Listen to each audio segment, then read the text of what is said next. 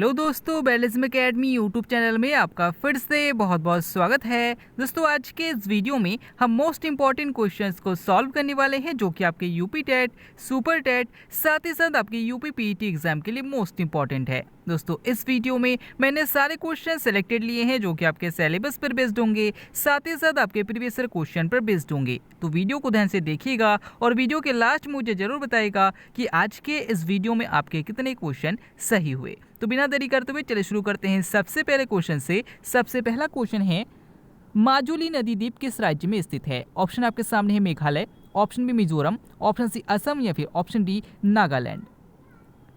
इसका सही आंसर हो जाएगा ऑप्शन सी असम। दोस्तों, याद रखिएगा कि अगर आपसे पूछा जाता है कि विश्व का सबसे बड़ा नदी द्वीप कौन सा है तो याद रखिएगा माजुली द्वीप है। अगर आपसे पूछा जाता है कि माजुली नदी द्वीप किस नदी पर है तो याद रखिएगा ब्रह्मपुत्र नदी पर है। और अगर आपसे पूछा जाता है कि किस राज्य में है तो याद रखिएगा असम राज्य में है। अगला क्वेश्चन, आयोडीन युक्त ग्रंथि कौन सी है? ऑप्शन आपके सामने एड्रिनल ग्रंथि, ऑप्शन बी थायराइड ग्रंथि, ऑप्शन सी अग्न्याशय ग्रंथि या फिर ऑप्शन डी हाइपोथैलेमस ग्रंथि। इसका सही आंसर हो जाएगा ऑप्शन बी थायराइड ग्रंथि। दोस्तों, याद रखिएगा कि जो थायराइड ग्रंथि होती है इसमें से आयोडीन निकलता है, यानी कि इसमें आयोडीन की आवश्यकता होती है। अगर इस ग्रंथि में आयोडीन की कमी हो जाती है तो हमें घेंगा रोग हो जाता है, जिसे हम गलकंड रोग भी कहते हैं। तो याद रखिएगा कि आयोडीन युक्त ग्रंथि जो है वो थायराइड ग्रंथि है। अगर आपसे पूछा जाता है कि मानव शरीर की सबसे बड़ी अंतःस्रावी ग्रंथि कौन सी है तो याद रखिएगा थायराइड ग्रंथि है, जबकि मानव शरीर की सबसे बड़ी ग्रंथि जो है वो यकृत है। अगर आपसे पूछा जाता है कि उठो लड़ो हार्मोन किस ग्रंथि से निकलता है तो याद रखिएगा एड्रिनल ग्रंथि से निकलता है। अगला क्वेश्चन, डिस्कवरी ऑफ इंडिया किसकी पुस्तक है? ऑप्शन आपके सामने है लाला लाजपत राय, ऑप्शन बी बाल गंगाधर तिलक, ऑप्शन सी सरदार वल्लभ भाई पटेल या फिर ऑप्शन डी पंडित जवाहरलाल नेहरू। इसका सही आंसर हो जाएगा ऑप्शन डी पंडित जवाहरलाल नेहरू। दोस्तों, याद रखिएगा कि डिस्कवरी ऑफ इंडिया जो पुस्तक है ये पंडित जवाहरलाल नेहरू की पुस्तक है। अगर आपसे पूछा जाता है कि अनहप्पे इंडिया किसकी पुस्तक है तो याद रखिएगा लाला लाजपत राय की पुस्तक है। अगला क्वेश्चन, प्रियदर्शनी किसे कहा जाता है? ऑप्शन आपके सामने Annie Besant, option B Sarojini Naidu, option C Indira Gandhi या फिर ऑप्शन डी लता मंगेशकर।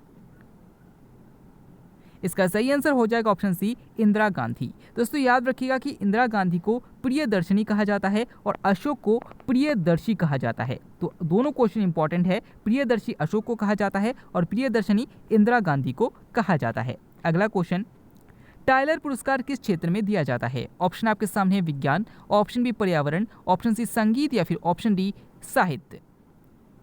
इसका सही आंसर हो जाएगा ऑप्शन बी पर्यावरण। दोस्तों, याद रखिएगा कि जो टाइलर पुरस्कार है ये पर्यावरण के क्षेत्र में दिया जाता है। अगर आपसे पूछा जाता है कि कलिंग पुरस्कार किस क्षेत्र में दिया जाता है तो याद रखिएगा विज्ञान के क्षेत्र में दिया जाता है। अगला क्वेश्चन, कुंभ मेले की शुरुआत किसने की थी? ऑप्शन आपके सामने Pushyamitra, option B Ashok, option C Harshvardhan या फिर ऑप्शन डी उदयन।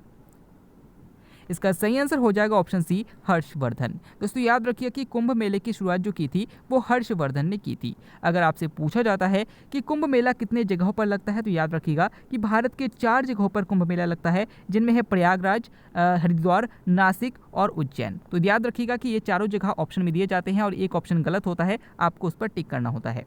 अगला क्वेश्चन, विक्टोरिया रोग किसे कहा जाता है? ऑप्शन आपके सामने तपेदिक, option B hemophilia, option C malaria या फिर ऑप्शन डी हाइड्रोफोबिया।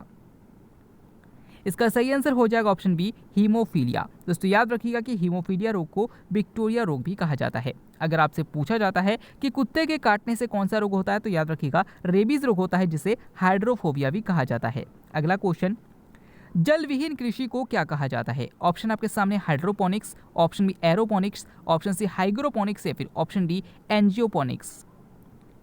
इसका सही आंसर हो जाएगा ऑप्शन बी एरोपोनिक्स। दोस्तों, याद रखिएगा कि जल विहीन कृषि को एरोपोनिक्स कहा जाता है और मृदा विहीन कृषि को हाइड्रोपोनिक्स कृषि कहा जाता है। यानी कि जब बिना जल के कृषि की जाती है तो उसे एरोपोनिक्स कहते हैं, और जब बिना मृदा की कृषि करते हैं यानी कि बिना मिट्टी की कृषि करते हैं तो उसे हाइड्रोपोनिक्स कहते हैं।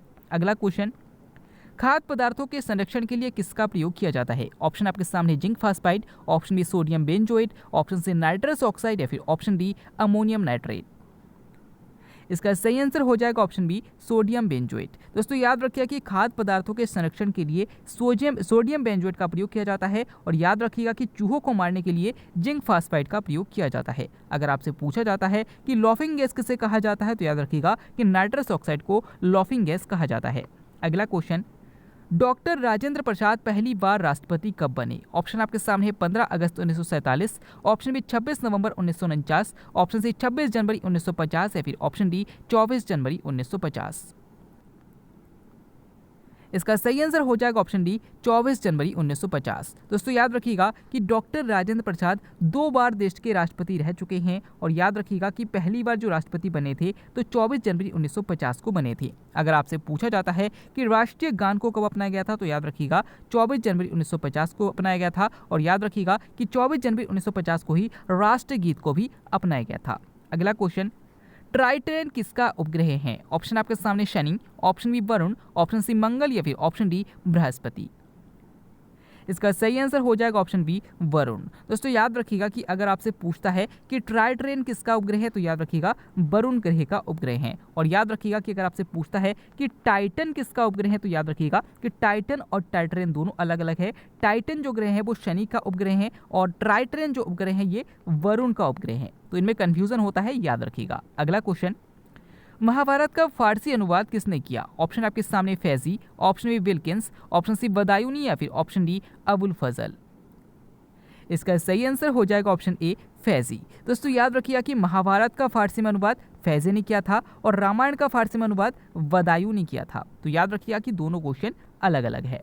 अगला क्वेश्चन, इनमें से किस प्रधानमंत्री की मृत्यु उनके कार्यकाल के दौरान हुई? ऑप्शन आपके सामने है Morarji Desai, option B Gulzari Lal Nanda, option C Lal Bahadur Shastri या फिर ऑप्शन डी इंद्र कुमार गुजराल। इसका सही आंसर हो जाएगा ऑप्शन सी लाल बहादुर शास्त्री। दोस्तों याद रखिएगा कि अब तक भारत में 3 प्रधानमंत्री ऐसे थे जिनकी मृत्यु उनके कार्यकाल के दौरान हुई थी। कौन कौन थे तो याद रखिएगा कि पंडित जवाहरलाल नेहरू थे, लाल बहादुर शास्त्री थे और इंदिरा गांधी थी। तो याद रखिएगा कि ये तीनों प्रधानमंत्री जो थे इनकी मृत्यु इनके कार्यकाल के दौरान हुई थी। तो याद रखिएगा कि यहाँ पे दिए गए ऑप्शन में लाल बहादुर शास्त्री सही है, यानी कि यही ऑप्शन हमारा बिल्कुल सही हो जाएगा। अगला क्वेश्चन, भारत का बिस्मार्क किसे कहा जाता है? ऑप्शन आपके सामने है लाला लाजपत राय, ऑप्शन बी बाल गंगाधर तिलक, ऑप्शन सी सरदार वल्लभ भाई पटेल या फिर ऑप्शन डी पंडित जवाहरलाल नेहरू। इसका सही आंसर हो जाएगा ऑप्शन सी सरदार वल्लभ भाई पटेल। दोस्तों याद रखिएगा कि सरदार वल्लभ भाई पटेल को ही लौह पुरुष भी कहा जाता है और इन्हें ही भारत का बिस्मार्क कहा जाता है। तो याद रखिएगा कि दोनों क्वेश्चन इंपॉर्टेंट है। अगर आपसे पूछा जाता है कि वल्लभ भाई पटेल को सरदार की उपाधि किसके द्वारा दी गई थी तो याद रखिएगा कि बारदोली की महिलाओं के द्वारा दी गई थी। अगला क्वेश्चन, भारत में राष्ट्रीय आय का पहली बार आकलन किसने किया था? ऑप्शन आपके सामने है महबूब ul Haq, option B Mohammad Ali Jinnah, option C दादा भाई नौरोजी या फिर ऑप्शन डी मौलाना अबुल कलाम। इसका सही आंसर हो जाएगा ऑप्शन सी दादा भाई नौरोजी। दोस्तों याद रखिए कि भारत में राष्ट्रीय आय का पहली बार जो आकलन किया गया था ये दादा भाई नौरोजी के द्वारा किया गया था। अगर आपसे पूछा जाता है कि भारत का वयोवृद्ध पुरुष किसे कहा जाता है, यानी कि great old man of India किसे कहा जाता है, तो याद रखिएगा दादा भाई नौरोजी को ही कहा जाता है। अगला क्वेश्चन, विक्रमशिला विश्वविद्यालय की स्थापना किसने की थी? ऑप्शन आपके सामने धर्मपाल, ऑप्शन बी कुमार गुप्त प्रथम, ऑप्शन सी उपगुप्त या फिर ऑप्शन डी चंद्रगुप्त प्रथम। इसका सही आंसर हो जाएगा ऑप्शन ए धर्मपाल। दोस्तों याद रखिएगा कि विक्रमशिला विश्वविद्यालय की स्थापना जो की थी वो पाल वंश का शासक धर्मपाल के द्वारा की गई थी। अगर आपसे पूछा जाता है कि नालंदा विश्वविद्यालय की स्थापना किसने की थी तो याद रखिएगा कुमार गुप्त प्रथम ने की थी। अगला क्वेश्चन, भारत का सिराज किसे कहा जाता है? ऑप्शन आपके सामने Agra, option B Jaunpur, option C Kolkata या फिर ऑप्शन डी हजारीबाग। इसका सही आंसर हो जाएगा ऑप्शन बी जौनपुर। दोस्तों याद रखिएगा कि जो शिराज शहर है ये ईरान का एक शहर था और यहाँ पर वास्तुकला का बहुत ही ज़्यादा प्रचार प्रसार था, यानी कि पूरी तरीके से वास्तुकला का प्रचलन यहाँ पर था और इसी कारण जौनपुर में वास्तुकला का जो पूरी तरीके से जो प्रचार प्रसार चल रहा था, इसी कारण से याद रखिएगा कि मध्यकाल के इतिहास में इसे भारत का सिराज कहा गया था। अगला क्वेश्चन, आगरा के मोती मस्जिद का निर्माण किसने करवाया था? ऑप्शन आपके सामने Akbar, option B Aurangzeb, option C Jahangir या फिर ऑप्शन डी शाहजहां।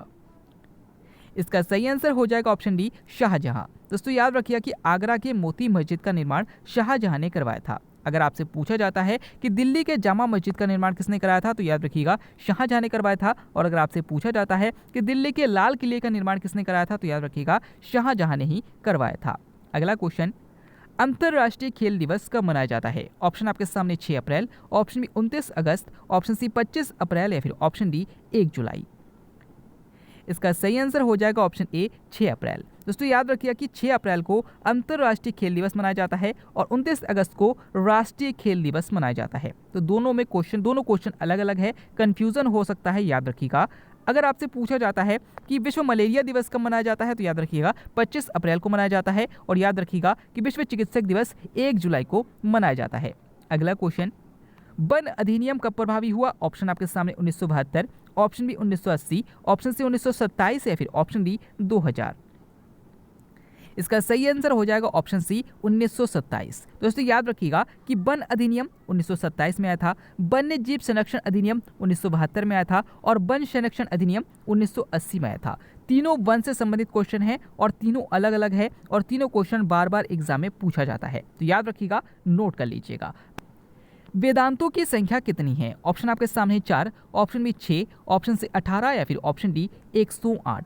इसका सही आंसर हो जाएगा ऑप्शन डी 108। दोस्तों याद रखिएगा कि अगर आपसे पूछा जाता है कि वेदों की संख्या कितनी है तो याद रखिएगा 4 है। अगर आपसे पूछा जाता है कि वेदांतों की संख्या कितनी है तो याद रखिएगा 108 है। याद रखिएगा कि वेदांत का मतलब होता है उपनिषद, यानी कि उपनिषदों को ही वेदांत भी कहा जाता है। तो आपसे शब्दों के माध्यम से आपको कंफ्यूज किया जा सकता है, याद कर लीजिएगा। अगर आपसे पूछा जाता है कि पुराणों की संख्या कितनी है तो याद रखिएगा 18 पुराण है। अगला क्वेश्चन, विश्व गौड़िया दिवस कब मनाया जाता है? ऑप्शन आपके सामने 24 मार्च, ऑप्शन बी 20 मार्च, ऑप्शन सी 22 मार्च या फिर ऑप्शन डी 21 मार्च।